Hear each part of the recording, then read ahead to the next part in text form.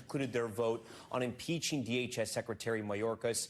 I understand it has passed. I want to go to Garrett, who's been monitoring this for us. Garrett Haig joins us now. Garrett, what can you tell us?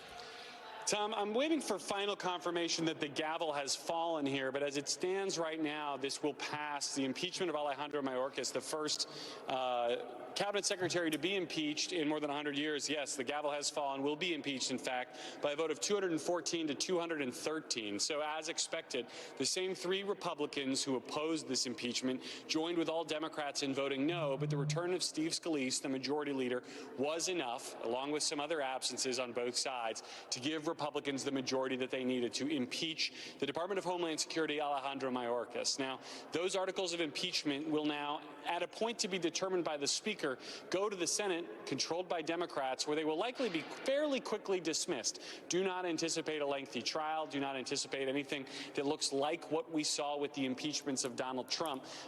We know that these articles will not result in the removal of Alejandro Mayorkas, but they do, in this moment, result in his impeachment by the House, a major victory for Republicans in the House who desperately needed some victory to show their voters that they are up here doing some kind of work along the issues that they care about. You phrased it in a very interesting way, right, Garrett? Because you set it up by saying it's going to fail in the Senate. Republicans likely knew this was going to fail in the Senate, and yet they chose to impeach the Secretary of the DHS anyway. Is this purely for sort of political points and to essentially embarrass the Biden administration?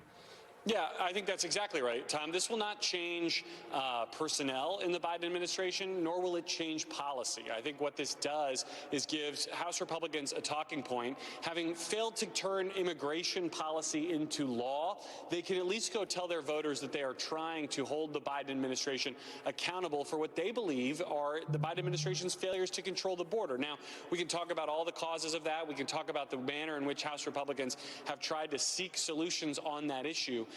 And having failed to do so, at least again, by creating law, they have passed a robust border security bill that has not received any consideration in the Democratic-controlled Senate.